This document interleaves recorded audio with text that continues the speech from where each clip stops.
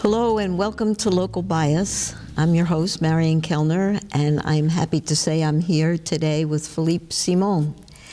And Phillipe, you and I go back a ways through GCTV and the radio, but I'd like you to introduce yourself a little bit and before we begin our discussion about animals. Great.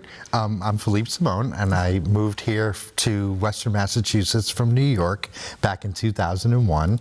I really had grown up in the city all my life in Boston, but at a time when it was very green in many ways, and there were many parts of the cities that were kind of like country city type mix. And so I really missed that, living in Manhattan for so long. Sure. And then I decided to move out here, moved right back into a beautiful natural community of Shelburne Falls. Now I live in Greenfield. Okay. But I am a production coordinator here at Greenfield Community Television. I always wasn't. That's my newer title, but I guess when I was doing some work with WMCB, when I was still part-time back in those days, I worked a lot with you, Marion, for the fantastic show that you had, Speciocracy, which is a subject that I find absolutely fascinating. That's right. We really connect on the animal connection, human-animal connection. So you moved out of the city and you moved to a farm up in Buckland, and you had a number of animals on your farm.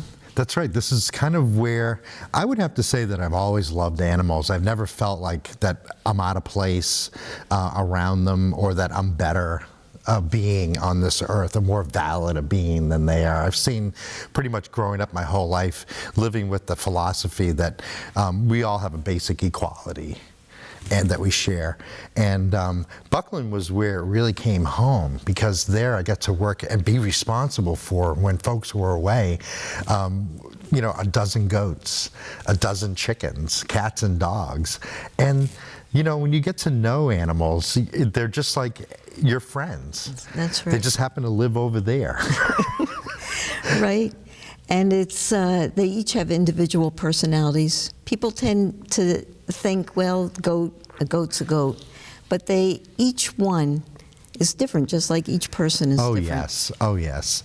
Yeah, because, you know, to prove that theory, Mr. Nubbs, God rest his soul, he was our billy goat for years, and he was a gentle billy goat. He broke the mold of what a billy goat was supposed to be. He smelled moderately bad during rutting season, but other than that, he was a very calm, polite gentleman. Young gentleman, yes. And his Aunt Saucer, she had a very distinctive personality. She really was his older aunt, and she very much acted like that. She assumed all the privilege. She had a thing for like extracts and like tea tree oil and things like. She would upend the bottle and try to drink it and things like that. She was a real lush. Yes, and chickens have individual personalities. They do. People don't understand that, but they do. And they will get to know you, and they'll know the sound of your voice or how you look or something about you to be familiar. And when you're coming along, what used to happen to me, these chickens liked me a lot because I'd feed them every day and take good care of them, make sure that their coop was cleaned out and nice, and that they lived a decent life. Yes. And I think they recognized and appreciated that. Yes. So as soon as I would come by any of them, they would just squat on the ground and just wait for me to pet them, which is just phenomenal. Yeah. I think it's important for people to realize that all animals are in relation to their own kind, but are also capable of relationships, interspecies relationships with humans and animals of other species. Yeah, exactly. And if you even look at the DNA, like we're going to talk about apes, and one of the things that I find most striking about the great apes, especially chimpanzees and bonobos, is that we share 98.7 to 99% of the same DNA. That's impressive, okay, that we're that close. But what's even more impressive is that they're closer to us than to any other member of the animal kingdom. They are like 2 to 3% percentages difference, or maybe even up to 6 with gorillas and other great apes. So it's almost like there's 3 of us up here. Yeah. Yeah, so I'd like to get to your passionate interest in bonobos and the Congo and Africa, which seem to grow from your relationships with animals from the farm. Yeah, the familiarity of taking care of animals, it gives you that kind of courage and how should I say, inspiration and just a little bit of impetus to like go ahead and do more. And I'm just going to be straight up about how this happened. I've always loved chimpanzees and apes, and I think the world of them. I mean, they're my cousins. They're like my brothers and sisters, really. Sure. I find like I have more in common with them in some ways than other humans. But don't give me any bananas. But they seem to, how should I say this? How should I say this? I'm trying to think of the right word. Okay, well, chimps do have, we share many qualities with them, some of them great qualities, some of them on the more aggressive, patriarchal side of things. Exactly. So I recently, okay, this is what I was going to say. Okay. Just drew a little blank there. Keeping all this relationship that I've had in animals in mind, I resisted seeing it because I had such an allegiance to the original Planet of the Apes series. Oh. The original movies with, you know, all those famous actors back then, Roddy McDowall and Charlton Heston and so on and so forth. And the new reboot came out, I think in 2014 or something. And it was only in the last year or so that I decided to go ahead and watch it. And the reason why I watched it is because I went into a store and saw a cheap copy of like the second one. And I said, let me just see what this is all about. I was completely flipped around 180 degrees. I felt like I was just like pulled off of my feet and slammed on the ground. It was just something that just gripped me. It created, and when I watched the first one, Rise of the Planet of the Apes, where you see Caesar as a baby, so he's adorable. And then he's growing up and intelligent, so there's a lot to be endeared to there. And then he does something wrong and he goes into a sanctuary and it's really sad. And then he breaks out and he says, no, and then he rebels. And you're like, yeah. So there's a lot of emotion in there, and it really drew me into like this whole thing about chimpanzees and apes and wanting to learn more. So I began to read a book called The Third Chimpanzee by Jared Diamond. I read that whole book and a few other books that taught me a lot about like what is it that makes humans so different from apes? What are the social conventions that account for those differences, those physical how should I say, physical appearances mostly, because, you know, they have two lungs, a heart, you know, 2 arms. We're basically the same kind of creature. Proportions are different in the, the hair. Exactly. I mean, our legs are long and our arms short, but their legs are short and their arms very long. And they're about 7 times more powerful. So in Planet of the Apes, and in Dawn of the Planet of the Apes especially, there's Koba. Koba's a bonobo, but Koba's been traumatized and mistreated his whole life. So he never was able to give up his hatred of humans, and then went ahead to create a war between the rest of humanity, what was left, and the rest of the apes, and perished in all of that. I began to wonder, what is a real bonobo like? And I began to study that, and I realized that these folks, these beings, I hate saying creatures and animals, these folks, these beings have some really unique capabilities. Capabilities, personalities, ways of cultures. Yes. They definitely have culture. So while chimpanzees are patriarchal and I'd say much more aggressive when it comes to situations, the females wind up going out on their own and doing a lot of stuff on their own just to like get ahead and get survival taken care of. Most of the technology among chimpanzees, like the sticks, were invented by the females. The males are bigger, so they can grab fruit, they can do things and access nutrition more directly than females can. So by the sticks, you mean the ones that go into the anthill so they can pull them? Exactly. I heard there was a Harvard professor who tried to master the skill of using the stick and getting the ants out. It's not easy.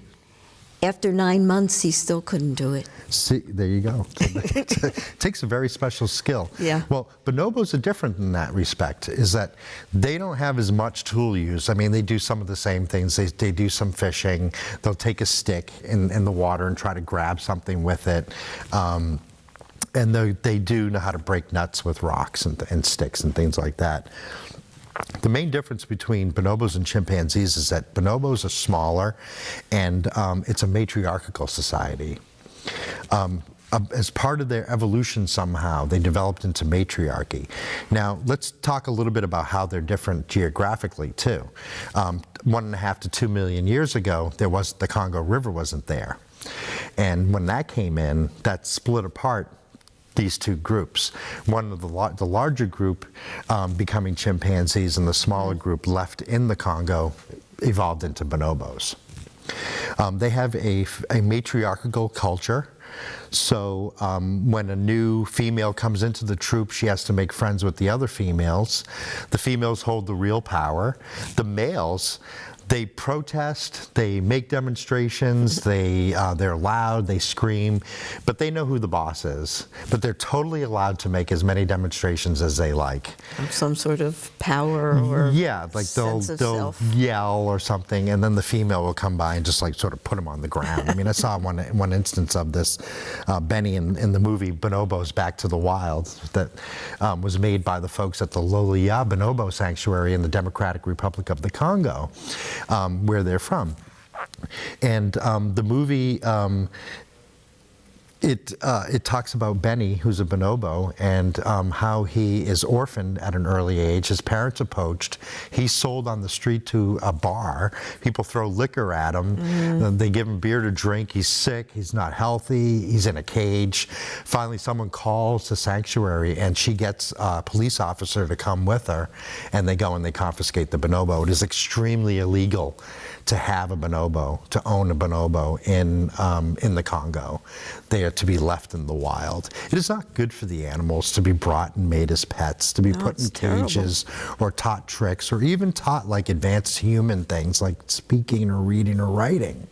These are folks who belong and do well and do the best that they can when they're in their natural habitat. Right, and their own cultures and the way of communicating, living, relationships. Exactly, and their food, their diet. Yeah, it's terrible when humans, first of all, put anybody in a cage. And the sort of disregard for the integrity of that being is really sad. Yeah. So we're going to see a couple of clips of what they do at the Lolia Bonobo Sanctuary. And the reason why I want to show them is because not only are they absolutely adorable to see, but it shows you like why their method works. When they get an orphan, they get a person they get a female, a mama, to take care of them. And these mamas have taken care of other baby bonobos, so they have a relationship with others who are in the nursery. When they bring a new one in, they're going to be able to socialize them into the group. What this does is this mothering, this holding, this feeding, this caring, this like constant attention brings them back to where they should be, because that's what bonobo mothers do. And the mothers have been killed by human Poachers, hunters, poachers, who eat them? Do they eat bonobos? The main impetus for this is you get the meat from the bushmeat trade when they're poached. The whole impetus for this is because baby bonobos can get you $50,000 to $100,000 from like a zoo in countries that they're not illegally in zoos, and people who are illegal pet owners. So that's the impetus for that. The parents get killed because you have to kill them to steal their orphan away, and then they sell the parents as bushmeat. And there's people out there in these areas who, whatever they find that day is what they're going to eat. So I don't really hold them like so accountable. But what they're doing at Lolia Bonobo not only helps the bonobos to be re-released to the north when in their homeland and to overcome the trauma of being kidnapped and orphaned, but it also creates situations where where there's community conservation. And so So people are employed to help care for the bonobos? And the indigenous group, the Empo, who live in the north, they do not hunt bonobos. They revere them. They call them the little grandfathers. So there's already that respect there. If they had to eat them, they probably would, though, because that's people want. If you've been that hungry, you know what I'm talking about. You'd eat anything. Yeah. Sure. And so what they're doing is they're talking about, they're getting them to farm fish. There are other programs to get goats and chickens out to these areas so that people can start having, their own livestock, as well as making them the eco-protectors and getting funding for them as well. So they have paid jobs that help support their families. Exactly. Yeah, so they're not, they don't have to be complicit in this money-making scheme. Yeah, exactly. I mean, there is an article right now that's out on Earth Journal, and it talks about community conservation and how, it can be a real negative thing to go to Africa and say, well, you people have to leave, this is for animals now, or don't eat this meat and starve to death somewhere. Yeah. There's got to be a way to go in there and say, by the way, that's what they call green colonialism. By definition. Yeah. But there's got to be programs where you're helping these people in these areas to make a living in a way that's not poaching. Yeah. That's not taking those endangered animals. Those animals, once they're gone, that's it. So poaching is not sustainable, but to create some kind of sustainable, environmentally based. So everyone can live well, animals and humans. And another program that I forgot about was solar power going up there. And that makes a lot of sense in an equatorial environment. Sure. And the Jane Goodall Institute, Jane Goodall works with chimps, and they have the same approach, that you have to help the people at the same time you're helping animals so they could coexist and both thrive. Exactly. And I think that solution is a perfect solution, not only for Africa, but for the whole world. Yeah. That's a solution we need to pay heed to as well. But taking care of the people in those areas is what's going to be the solution. Yeah. So you're interested in the Congo, goes way back. In my early 20s, well, I've been a reggae musician most of my life, and I kept hearing songs mentioning the name Lumumba. So I said, who is this Lumumba? So I looked up and I found out who Patrice Emery Lumumba was, and what he fought for, what he died for, and what he hoped to live for. And I read a book of his speeches and writings, and I became very much interested in that type of Pan-African philosophy that says, we know that we have many tribes here. We know that there's many regions and provinces. We know that the Europeans have left arbitrary borders. Yeah. Let's not spend our time dealing with those specific issues. Let's create an Africa that's for everybody. Yeah. And that where some basic principles, some basic standards are met, and there's a basic amount of cooperation between countries. Right. Before Europeans divided things up, I mean, this is the same problem in the Mideast, right? They came in, the borders of Israel, the borders of Iran and Iraq, these are all arbitrary that set people against each other. Things were relatively peaceful before then. Yeah, and in our society, in the context of our capitalist system, I think, borders mean something more than they do in traditional societies, I think. I think there's an understanding of what a border is, but if you really want to know what a border does, the way I can see it is that these are regional and raw material extraction zones. Yeah, I think you're exactly right. Basically, it's how they're sectioned off.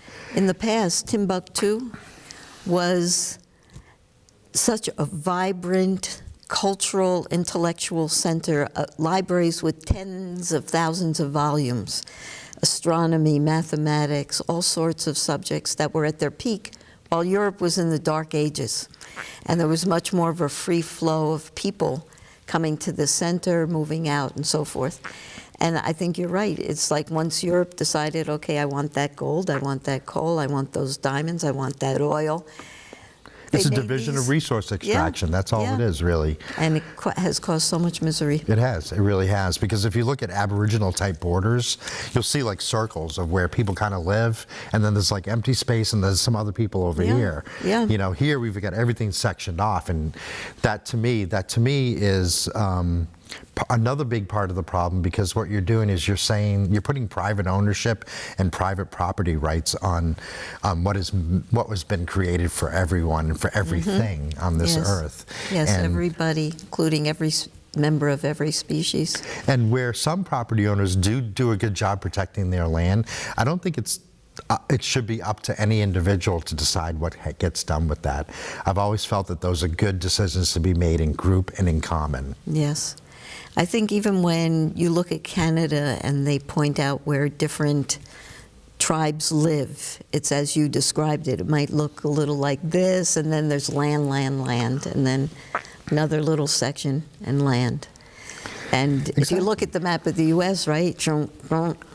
Yeah, it's just, we're going to go this far, and then we'll just stop here. And draw a line. Exactly.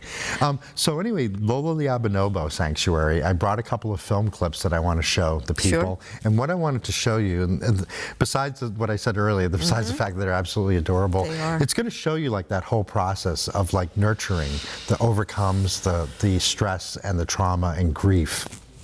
Because bonobo babies, they will die of grief unless they're given to someone right away.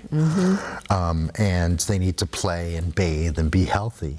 And so these show you a little bit. There's just a new guy coming in who's been rescued, Balangala, and he's got in the cab in the car, and he's being taken out to Lola Bonobo. They picked him up, and they bring him in at night, and the next morning he starts his socialization in the nursery. And at first you can see he's really traumatized. He's really got some different issues and physical problems, but by the second day, a lot of that changes. So I hope you enjoyed those. Yeah, thank you so much, Phillipe. I think everything we touched on is super important. I hope we can continue this conversation in the future. And thank you for listening, and we look forward to seeing you the next time. Phillipe Simon, thank you. You're welcome. Thank you very much. Sure.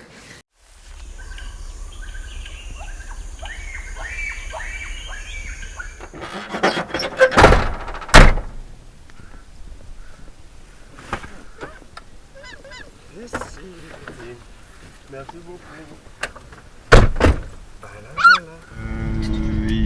Il est en bonne santé, il a soif, mais il est un peu stressé, mais pas trop, et très curieux de voir tout ce qui se passe par la fenêtre.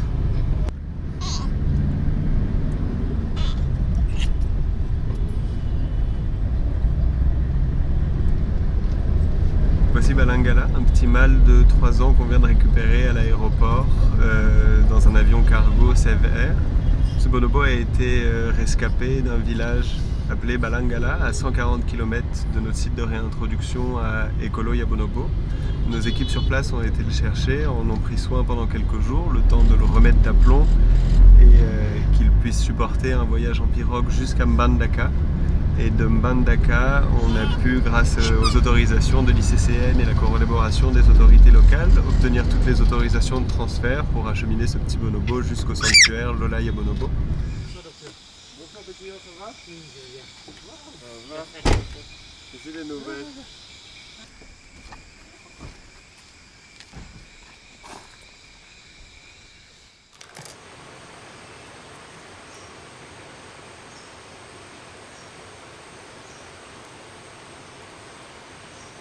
Ah bon, on dirait qu'il a repris ses esprits. Il suce, mais il mange pas. Il suce, il mange pas. Hein. Qu'est-ce que tu mangeais là-bas? On t'a nourri avec quoi là-bas? Tu peux me dire? Et il boit. Il boit bien. Ah, ça c'est déjà bien. Ah, ça c'est déjà bien. Mais on t'a nourri avec quoi? Avec la chicoine ou quoi?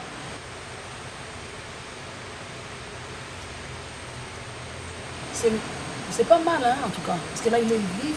Bien. Tu peux? Hello, guy. Bienvenue. Il est encore très timide. Hein. Je sais pas si et sur les photos, il m'avait l'air beaucoup plus grand en fait, mais il n'a pas 4 ans. Il n'a pas 4 ans, non. C'est ce que je voulais aussi dire. 3 ans. c'est maman. C'est ta maman, ta nouvelle maman.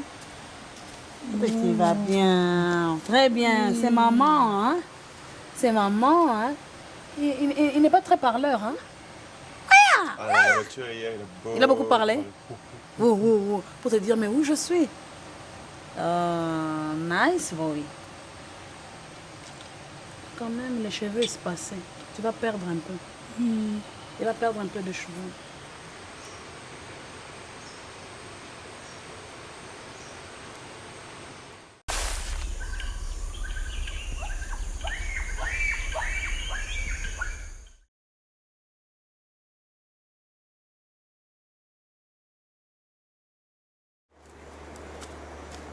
Boya yamba mukonzi aye. Oya. Ah. Et comment des boy? Ah. Mukonzi aye boya. Yeah, mukonzi. Boya yamba mukonzi aye. Toye.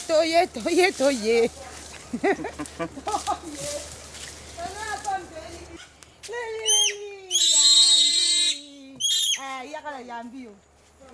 Kwango, kipango.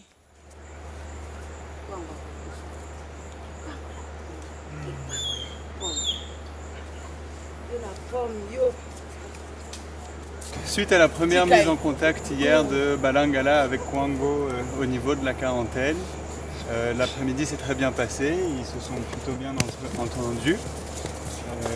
Donc aujourd'hui nous avons continué le processus d'intégration et Balangala est venu rejoindre à la nurserie, maman de substitution Yvonne avec Kwango, Lalia et Bikoro qui sont les autres pensionnaires de la nurserie.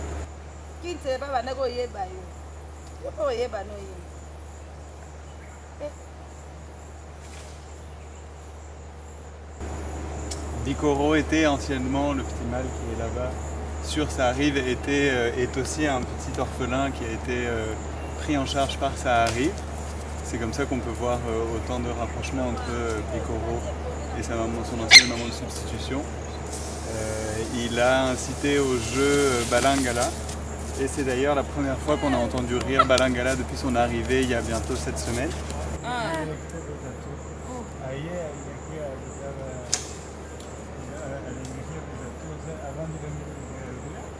Donc comme quoi le processus de récupération se passe bien et grâce à la mise en contact avec les congénères, on pense que ça va le stimuler à aller de plus en plus de l'avant et être réhabilité le plus vite possible.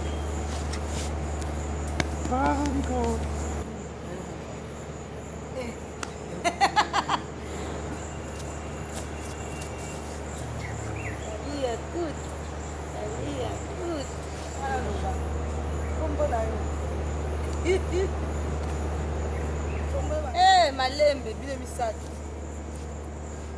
Come?